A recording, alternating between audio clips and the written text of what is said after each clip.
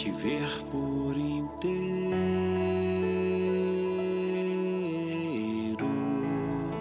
de tudo que é grande. Tu és o primeiro,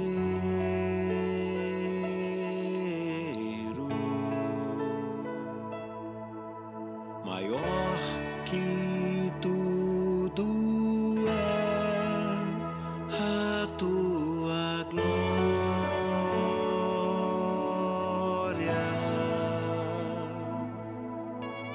infinitamente mais é Jesus, incomparável poder, faz o pequeno vencer,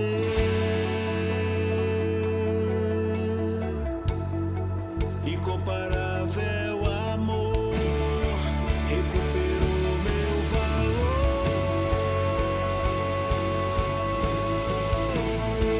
Você me viu em grande perigo, esse foi o teu motivo pra deixar a sua glória e mudar meu destino.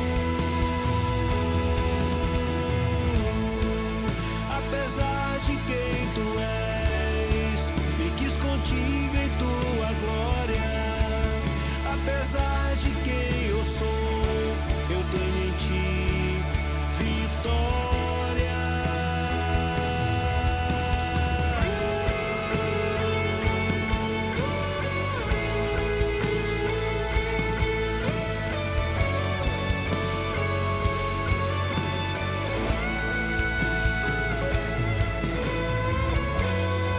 Incomparável poder,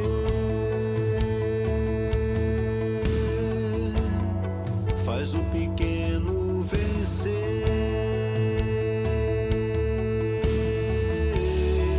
incomparável amor, recuperou meu valor. Você me viu em grande perigo, esse foi o teu motivo pra deixar a sua glória e mudar meu destino. Apesar de quem tu és, me quis contigo em tua glória. Apesar de quem eu sou, eu tenho em ti vitória.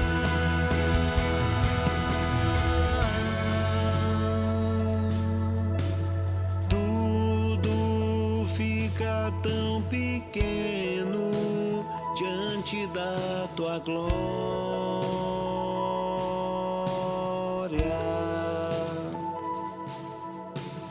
Tudo fica tão pequeno diante da tua glória.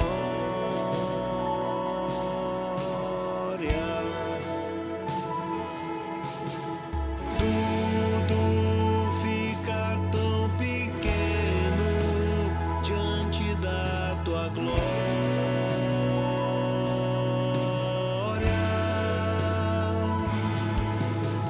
infinitamente mais é Jesus,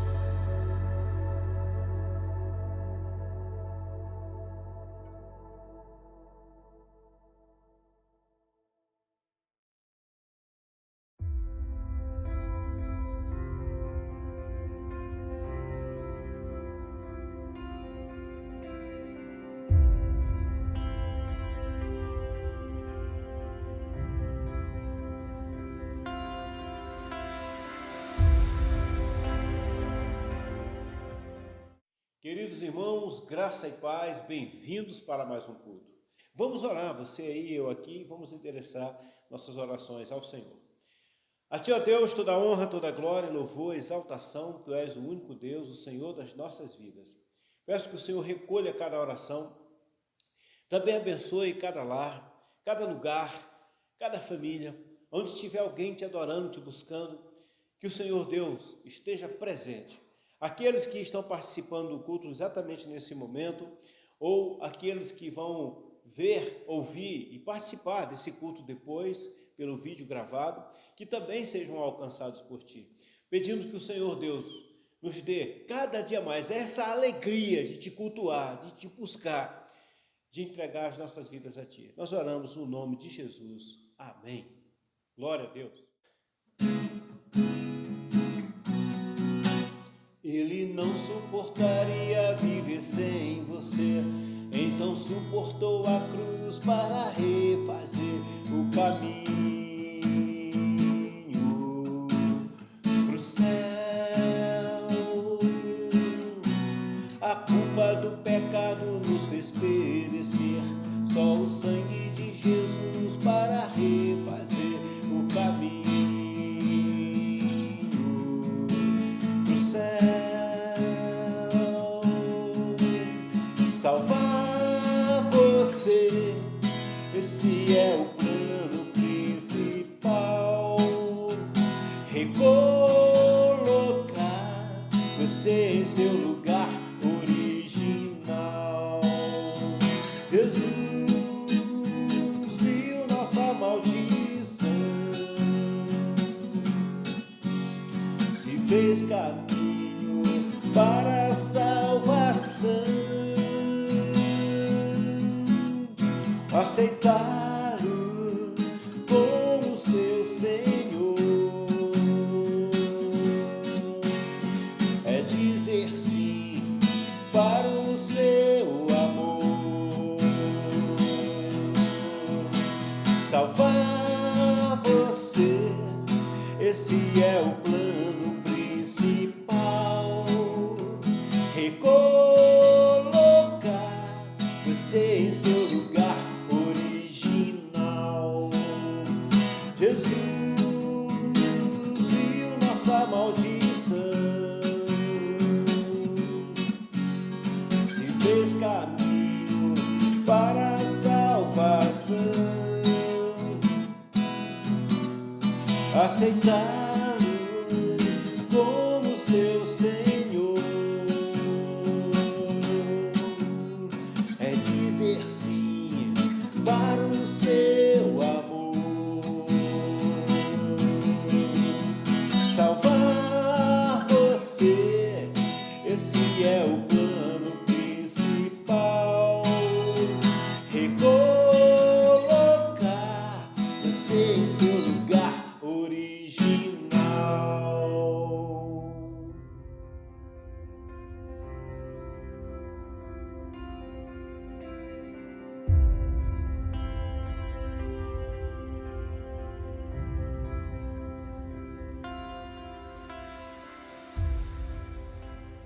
Se na Bíblia estivesse escrito assim: se você confessar os seus pecados, o Senhor vai ficar sabendo deles e vai te punir. Quem é que iria fazer confissões de pecado? Mas a Bíblia diz ao contrário: se confessarmos, Ele vai perdoar. Por isso que nós confessamos. Nós não disfarçamos, não dizemos que não temos pecado, nós não colocamos o tapete para encobrir as nossas faltas. Não, nós dizemos claramente ao Senhor, até porque Ele já sabe, mas quando nós falamos para o Senhor, é um ato de humildade, de reconhecimento que nós mesmos somos pecadores. Isso nos faz lembrar que somos pecadores. A confissão faz com que a nossa condição esteja sempre diante de nós, para que a gente não esqueça de quem somos, susceptíveis ao pecado, e que isso precisa ser tratado. Então eu quero convidar você a confessar os seus pecados ao Senhor. Vamos orar, você vai ter um tempo para que faça a sua oração individual, porque ninguém pode pedir perdão ao Senhor por uma outra pessoa. Cada um pede por si só. Eu quero então convidar você a participar desse momento de confissão de pecados. Façamos isso agora.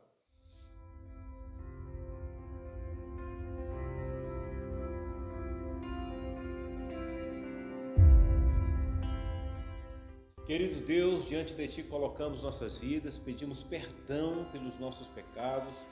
O Senhor Deus sabe da nossa fragilidade e muito mais ainda de que precisamos do Teu perdão, precisamos de Ti. Perdoe-nos, ó Deus, e nos ajude a sermos fortes, a resistirmos ao pecado da outra vez que ele bater a nossa porta, que fomos tentados, que fomos provocados. Nós pedimos, Senhor, perdoa-nos em nome de Jesus. Amém. Louvemos ao Senhor com mais uma canção e em seguida nós vamos ministrar a palavra de Deus.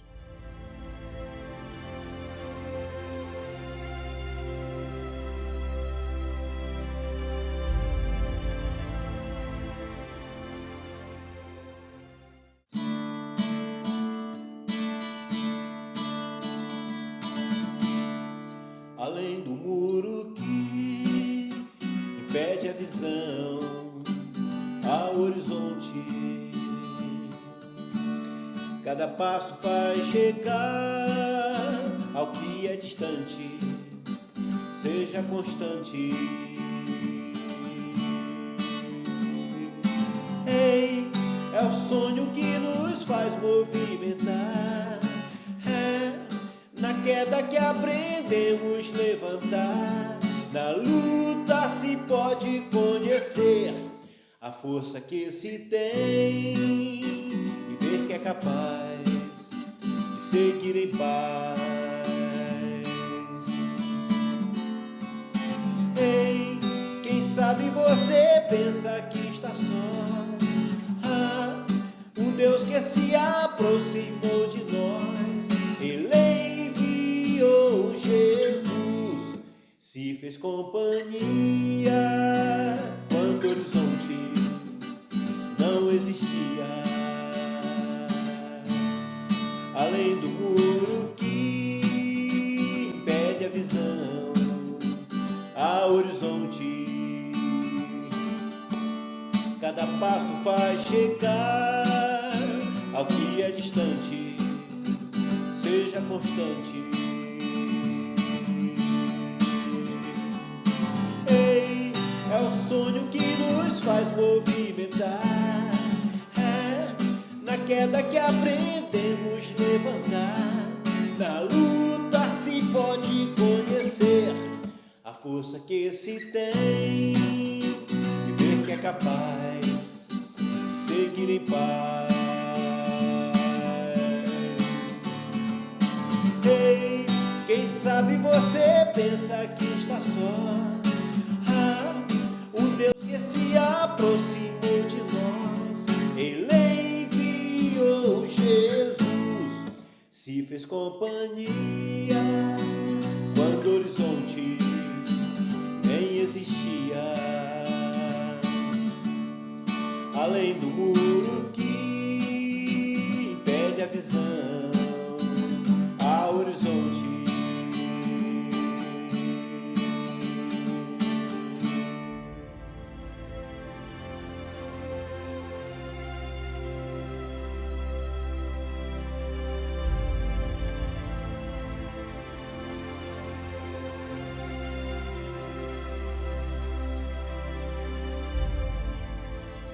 os homens de Judá vieram a Josué em Gilgal e Calebe, filho do quenezeu Jefoné, lhe disse: Você sabe o que o Senhor disse a Moisés, homem de Deus, em Cades Barneia, sobre mim e sobre você. Eu tinha 40 anos quando Moisés, servo do Senhor, enviou-me de Cades Barneia para espionar a terra. Eu lhe dei um relatório digno de confiança, mas os meus irmãos israelitas que foram comigo fizeram o povo desanimar-se de medo. Eu, porém, fui inteiramente fiel ao Senhor, ao meu Deus. Por isso, naquele dia, Moisés me jurou: certamente a terra em que você pisou será uma herança perpétua para você e para os seus descendentes. porquanto você foi inteiramente fiel ao Senhor, ao meu Deus. Pois bem, o Senhor manteve-me vivo como prometeu, e foi há 45 anos que ele disse isso a Moisés, quando Israel caminhava pelo deserto. Por isso aqui estou hoje, com 85 anos de idade. Ainda estou tão forte como no dia em que Moisés me enviou. Tenho agora tanto vigor para ir à guerra como naquela época. Dê-me, pois, a região montanhosa que naquela ocasião o Senhor me prometeu. Na época, você ficou sabendo que os Enaquins lá viviam com suas cidades grandes e fortificadas. Mas se o Senhor estiver comigo, eu os expulsarei de lá, como ele prometeu. Então Josué abençoou Caleb, filho de Jefoné, e lhe deu Hebrom por herança. Por isso, até hoje, Hebrom pertence aos descendentes de Caleb, filho de Quenezeu, Jefoné, pois ele foi inteiramente ao Senhor, ao Deus de Israel. Amém. Eu gostaria de colocar essa meditação fazendo uma lembrança daquilo que o próprio Caleb lembrou nesse texto, de uma ocorrência há 40 anos, cerca de 40 anos. É como se fosse uma quarentena. A Bíblia coloca períodos para facilitar o nosso entendimento, como quarentenas. Por exemplo, Moisés morreu com 120 anos e nós temos a história dele em 3 etapas de 40 anos. Os primeiros 40 anos no deserto, o segundo 40 anos dele, a segunda parte de 40 anos, ele estava lá no deserto de Parã e os últimos 40 anos dirigindo o povo pelo deserto. Agora, nós temos uma outra etapa que fala, ou melhor, uma outra história que fala de um homem também citando 40. Mas a questão aqui é só para mostrar que há períodos que começam e terminam e que dá a oportunidade para outro período iniciar. Ok, Caleb tinha cerca de 40 anos, quando ele e mais 11 espias, eu estou falando de uma história que aconteceu 40 anos antes desse episódio que acabamos de ler. Muito bem, então Caleb e mais 11 espias foram espiar, fazer um reconhecimento da terra prometida. Quando esses 12 espias retornam, 10 deles lançam medo no povo, desanimam o povo, e apenas 2 dizem, nós vamos vencer. Todos eles foram unânimes em falar, porque eles tinham que dizer o que era a realidade daquele lugar que foram espiar. Então todos eles foram unânimes nesse primeiro momento. Ok. Todos eles disseram, a terra é boa. Mana leite e mel. Ok. Mas também na terra tem gigantes. Na terra tem cidades fortificadas. Tem soldados armados. Tem montanhas para a gente subir, para vencer os inimigos que estão lá em cima. Nós ficamos frágeis, expostos. E para terminar, tem gigantes. Ok. 10 dos espias falaram, não podemos ir de maneira nenhuma. Deus nos trouxe aqui para nos dar essa terra que é impossível nós conquistarmos. Por que Deus fez isso? Era melhor nós termos morrido lá no Egito, termos ficado por lá mesmo. E esses 10 espias foram o epicentro de uma grande revolta que chegou a influenciar uma decisão de Deus. Chegou ao trono do Senhor a ponto dele ter que tomar uma providência diferente daquilo que ele tinha planejado. Olha que coisa. Olha que nível chega a rebeldia, que nível chega o pecado, que nível chega a incredulidade.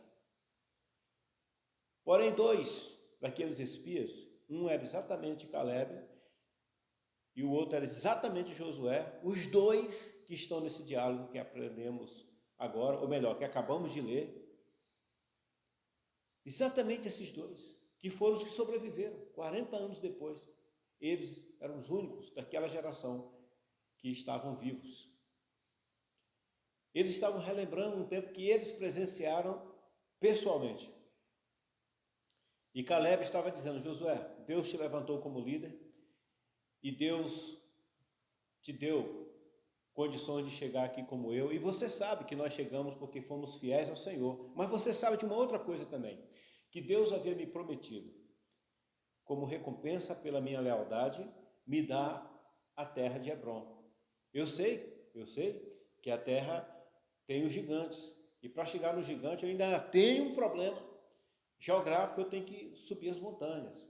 Eu ainda tenho um problema que poderia ser um problema de idade, que eu já tenho 85 anos. Não se preocupa com isso não, porque eu sou forte como há 40 anos atrás. Então esse foi o diálogo. Eu gostaria de colocar aqui para você, tendo esse texto por referência, que a crise, em primeiro lugar, nós aprendemos que a crise, ela expõe o que nós temos aqui dentro. Expõe o que está guardado dentro de nós. 40 anos atrás, quando houve aquela sedição do povo, aquela revolta que amargurou o coração de Deus, e que Deus disse: olha, vocês aí que não creram em mim não vão entrar na terra prometida. Apenas Josué e Caleb entrarão. Todos vocês vão morrer. Foi o que aconteceu. Bom, mas o interessante é que nessa crise que gerou uma separação entre os crentes e os não crentes, entre os que confiavam e os que não confiavam, na verdade só expôs o que estava aqui dentro das pessoas. Só isso. A crise, ela revela quem nós somos. Então quem acreditava em Deus naquela crise falou: peraí, nós vamos para cima, nós vamos vencer, quero saber se lá tem gigante, não quero saber se as cidades são fortificadas, eu não quero saber se os soldados estão bem armados e são bem treinados. Não, o Senhor estando conosco, a gente vai vencer. Foi o que disse Josué e Caleb. Porque aqui eles puderam expor numa crise a sua fé, a sua confiança em Deus, ao ponto que os outros 10 puderam apenas expuseram aquilo que era indigno de um povo de Deus. E a incredulidade, queridos, a rebeldia, ela vai gerando outros males. A partir da incredulidade daquela maioria que não creu que Deus poderia dar vitória diante dos desafios da terra prometida, aquelas pessoas, depois de gerar dentro delas essa incredulidade, gerou pavor, e esse pavor foi aumentando. Começou aqui com os 10, depois aumentou aqui para mais um grupo de pessoas, depois foi indo até tomar conta da população, e pouquinhos foram aqueles que acreditaram. Então, a partir de um momento de incredulidade, foi colocado pavor. Depois do pavor, foi colocada a rebeldia. Foi quando a maioria quis eleger um capitão, destituir Moisés da liderança e colocar esse novo capitão para voltar para o Egito. Então note que a incredulidade, ela vai gerando outros males, vai gerando pavor, gera rebeldia e depois volta para a vida velha. Tudo isso começa com a incredulidade. Agora, a fé faz um caminho de vitória, traça um caminho de vitória que inclusive nos faz vencer o tempo, a idade e as dificuldades. Caleb, nos altos dos seus 85 anos, ele disse: eu estou firme. E agora já estou no segundo momento do diálogo.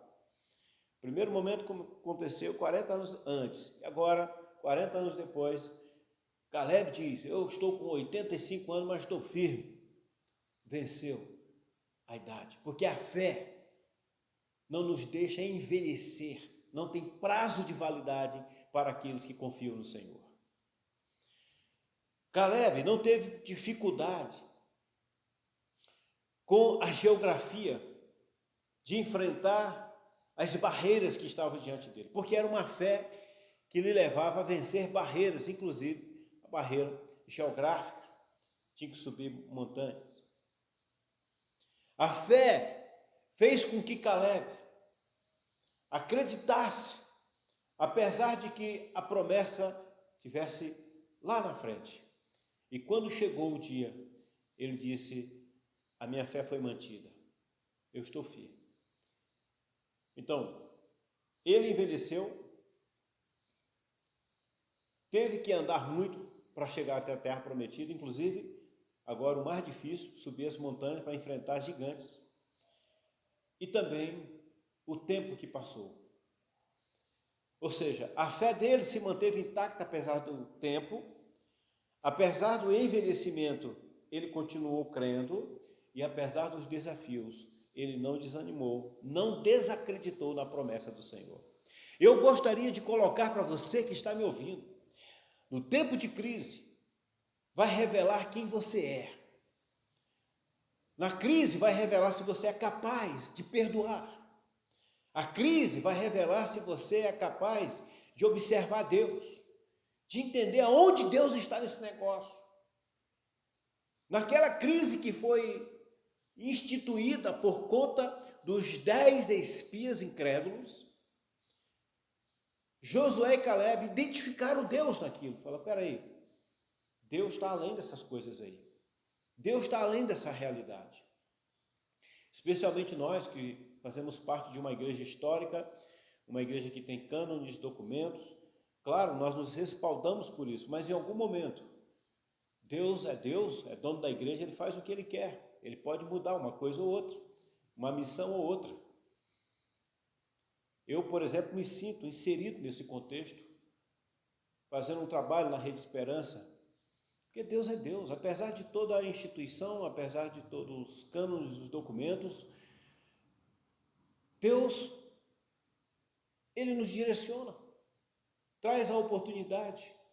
Eu preciso enxergar Deus no diferente, porque Deus também trabalha na imprevisibilidade humana. Ele trabalha porque Ele é Deus, Ele está no comando de todas as coisas. Quando o Senhor prometera a terra prometida lá atrás para o povo no Egito, o Senhor não disse que na terra prometida teria esses desafios. E por que o Senhor não disse? Porque o Senhor daria vitória para o povo. Isso não era problema. A questão era o povo chegar lá. O Senhor não disse tudo.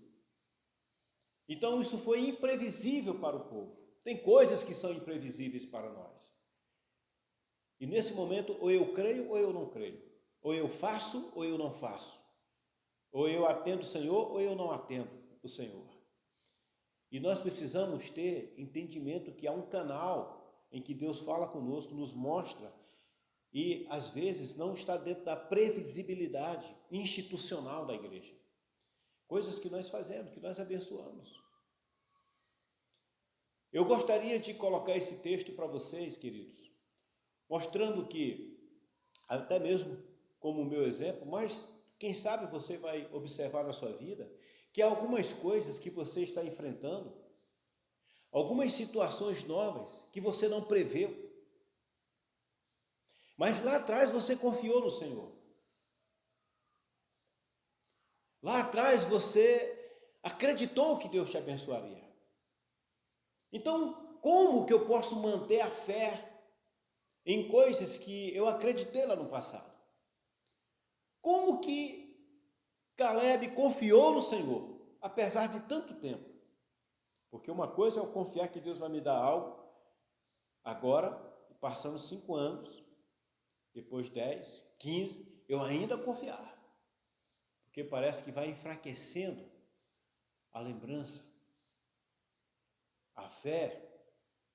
Eu vou percebendo que está mais difícil, a idade vai chegando, os problemas aumentando. Será que Deus vai mesmo cuidar de mim? Será que Deus vai mesmo abençoar minha família? Será que realmente Deus está comigo? Eu gostaria de colocar aqui alguns pontos para você meditar. Por que Caleb manteve firme a promessa? Isso é importante porque todos nós temos promessa. Todos nós somos movimentados por uma promessa. Todos nós. Até mesmo diante da morte, nós somos movimentados na nossa fé por causa da promessa da vida eterna. Não nos desespera, embora ninguém queira morrer, mas nós ficamos firmes no Senhor e as pessoas são consoladas nessa fé. Mas é uma promessa. Ninguém está vendo uma pessoa morrendo e já entrar na vida eterna. Nós sabemos que tudo isso está lá na frente. Então eu gostaria de colocar aqui, por que Caleb não abandonou os seus sonhos? Por que Caleb manteve-se firme na promessa? Em primeiro lugar, queridos, é porque a fonte que supria, que alimentava a confiança de Caleb continuava a jorrar. Continuava a jorrar. Ele bebia da fonte da confiança e essa fonte não parava de jorrar. Nós também temos uma fonte que é a palavra de Deus. Essa palavra que continuamente é pregada, continuamente tem um espaço dentro de nós, vai sempre nos lembrando, ponto a ponto, continue confiando no Senhor. Fica firme no Senhor. Outros esperaram e tiveram sucesso. Você também terá. Não desista, não desanime. Fica firme onde você está. Nós vamos ouvindo a palavra e a palavra de Deus vai gerando fé, vai gerando fé. Essa é uma fonte que não para de jorrar. Jesus certa vez disse para a mulher samaritana, se tu beber da fonte que eu te der, ela não vai parar de jorrar, porque é água viva. É a palavra de Deus que vai nos mantendo. Então Caleb manteve-se firme, porque ele não abandonou a palavra do Senhor. Sempre na trajetória havia momentos especiais para que a população ouvisse a palavra de Deus, ouvisse Moisés, até o momento que ele ficou vivo, e depois teve Josué, teve também os sacerdotes, que falavam especialmente o sábado, que era dedicado para o aprendizado da palavra, e Caleb estava ali. Caleb estava alimentando a sua fé.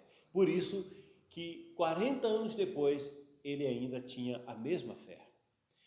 O segundo motivo pelo qual Caleb não abandonou os seus sonhos, Caleb continuou crendo na promessa, apesar do tempo, apesar da idade avançada e apesar das dificuldades, foi porque ele não tirou os olhos do alvo. Ele sempre estava lembrando, o Senhor tem algo para mim lá na frente. Esse alvo era muito claro para ele. Esse foco fazia parte do seu dia a dia. Aonde ele queria chegar, aonde Deus disse que ele chegaria. Você sabe que Deus pode fazer coisas tremendas na sua vida. Não tire o foco disso. Não deixe de crer. Não deixe de confiar. Não deixe de se manter. Mantenha a sua fé conectada ao foco. Eu vou chegar ali. Eu e minha casa serviremos o Senhor. O Senhor me dará vitória. O Senhor guardará os meus. O Senhor libertará. O Senhor colocará alegria no meu coração. Mantenha o foco. Mantenha vivo, claro, o alvo bem diante de você. Você vai chegar lá. Então, Caleb mantinha muito bem firme os seus olhos no alvo. Eu gostaria de colocar agora também outro ponto pelo qual Caleb manteve a sua fé, manteve o seu sonho, manteve a promessa. É porque, queridos, ele foi aprovado aonde a maioria foi desaprovada. Aonde a maioria falhou, Caleb foi aprovado. Eu quero mostrar para você que a maioria nunca foi a voz de Deus. Nunca. Porque se fosse, a voz de Deus era para o povo recuar e voltar para o Egito e se entregar de novo para a servidão. Era voltar para a vida velha, porque a maioria queria isso. Quero mostrar para você também, ou melhor, lembrar do que diz a palavra, que o caminho da perdição é largo e são muitos que vão por ele. o caminho da salvação é estreitinho. E são poucos que andam nele. Jesus falou isso, não sou eu. O que aconteceu com Caleb? Quando nós lembramos do Salmo 91, que diz: 1000 cairão ao teu lado, 10.000 à tua direita, e tu não serás atingido, note que num contingente de 11.001 pessoa, apenas um ficou de pé. A minoria absoluta. Então, aonde a maioria fracassou, Caleb foi aprovado. Foi quando ele confiou em Deus num período de crise. Eu estou falando isso para você porque hoje nós temos uma realidade complicada no meio da igreja de um modo geral. A relativização do pecado.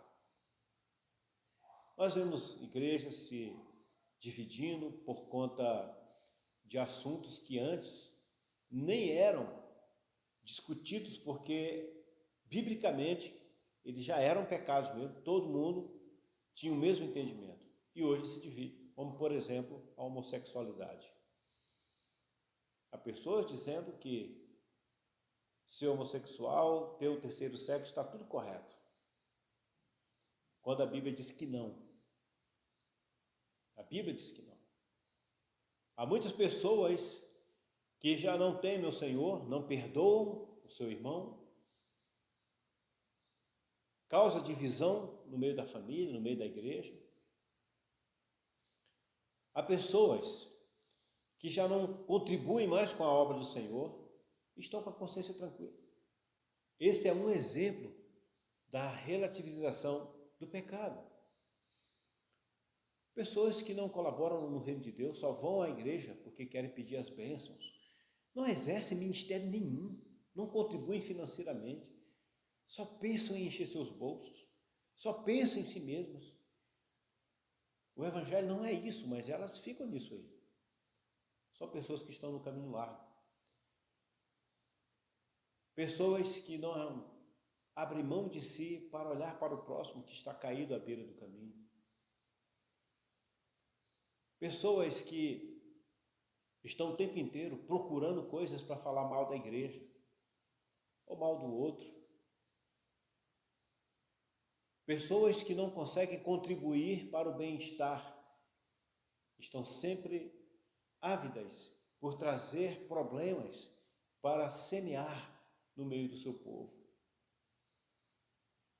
Se diz cristã. Essas pessoas estão falhando na sua missão. É como que dar com a mão e tirar com a outra. É muito importante, queridos, nós lembrarmos que para sermos aprovados não é tão fácil. Não é fácil. Para sermos aprovados no reino de Deus, não quer dizer que eu tenho que seguir a maioria porque está dizendo que está tudo certo. O aborto está certo, o terceiro sexo está certo,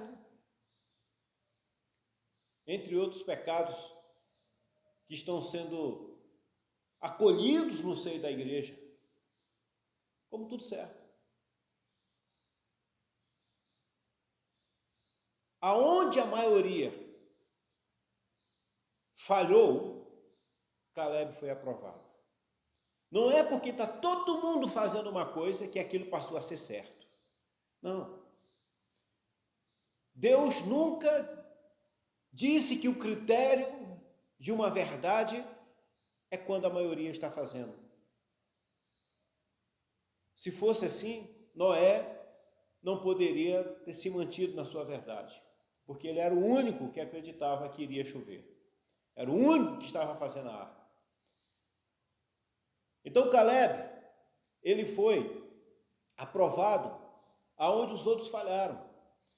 É quando ao nosso derredor, no nosso contexto, as pessoas fazem o que querem, pecam, vivem dissolutamente, e nós achamos, talvez eu tenha que viver assim mesmo, porque está todo mundo fazendo, eu vou fazer também. Não, queridos. Sempre o evangelho foi uma margem estreita. Sempre foi. Sempre. Jesus, por exemplo, era para estar inserido dentro de um contexto religioso à sua época, porque aquele contexto religioso era para entender que Jesus era o Messias, mas aquele povo não entendeu e Jesus ficou isolado, largado. Uma pequena faixa no meio da história gigante. E Jesus foi perseguido pelos religiosos, por Roma, por conta dos religiosos, foi perseguido também por Roma. Até a sua própria família, em algum momento, não reconhecia o seu ministério, ou seja, uma faixa estreitinha. Mas Jesus manteve o seu ministério. Você, meu irmão, mantenha a sua fé. Seja aprovado porque você conhece a palavra de Deus, porque você bebe da fonte da palavra de Deus. Seja aprovado nisso. Não importa se os outros estão falhando. Não importa se os outros não estão evangelizando. Não importa se os outros não estão entregando o dízimo. Não importa se os outros não estão exercendo o seu ministério. Não importa se os outros não estão enxergando. Não é esse o critério que o Senhor Deus vai reconhecer no final dos tempos. Continuando, Caleb manteve-se firme no seu propósito, porque ele não se deixou convencer que era a hora de parar. Tem momento na nossa vida que nós pensamos, puxa vida, já esperei tanto, muitas coisas de ruim, muita situação negativa, já disseram para mim largamente que eu preciso parar, eu não vou mais confiar no Senhor, não vou mais buscar isso. Às vezes a gente nem diz isso, eu não vou confiar no Senhor, a gente não fala isso, são os nossos atos. A gente acaba buscando um caminho alternativo, fazendo outras coisas para poder ocupar o nosso tempo, mas é como se a gente tivesse jogado a toalha, falado, eu não vou, isso não vai mais acontecer na minha vida, eu confiei no Senhor por tanto tempo, a igreja me decepcionou, um líder me decepcionou, Deus também não me atendeu, então é a hora de parar. Entre a promessa dada para Caleb e o cumprimento dela, passaram-se uma quarentena, um período grande. Mas Caleb não parou, porque aquela promessa movimentou ele. Eu quero colocar aqui, queridos, o último ponto. Por que Caleb manteve firme o seu propósito, a sua promessa, manteve firme a confiança de que Deus abençoaria? É porque ele sabia que ao final de tudo, no final das contas, a vitória quem dá é o Senhor. Não importam as minhas fragilidades, as minhas condições. Se Deus quiser me dar a vitória, Ele me dará. Eu frágil ou não, eu em condições ou não, é Ele que dá a vitória. Eu quero deixar essa palavra aqui para você. Mantenha firme a sua palavra, mantenha firme o seu conhecimento. Não deixe esse conhecimento ruir, a sua palavra de fé desabar. Não deixe nada disso acontecer. Mantenha-se firme no Senhor. Ao final de contas, se todo o contexto for contra você, se não houver nada favorável a você, basta ter Deus favorável e você sairá vitorioso.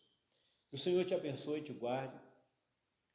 Você pode ser firme hoje, do mesmo jeito, com a mesma fé, intacta como Caleb, do mesmo jeito quando conheceu o Senhor e quando confiou nele, se alegrou nele, muitos anos atrás.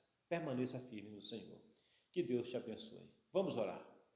Amado Deus, te damos graças por esse tempo na tua presença, pedindo que o Senhor sustente as nossas vidas. Nós oramos, Senhor Deus, pedindo que o Senhor venha nos manter nessa fé, intactos, firmes, e que nada nos leve para longe disso. Eu peço que o Senhor fortaleça a fé dos meus irmãos, mantenha-os firmes na promessa, que eles enxerguem sempre a promessa, sabendo que é Deus que está nos conduzindo a ela, sabendo que é Deus que está ao nosso lado da trajetória da vida. Nós oramos assim no nome de Jesus. Amém. Queridos, um grande abraço e até a próxima oportunidade. Receba, por favor, a bênção apostólica que faz o fechamento espiritual desse culto. Que a graça maravilhosa do nosso Senhor Jesus Cristo, o amor de Deus, a comunhão e a consolação do Espírito Santo permaneçam em nossas vidas e todos digam amém.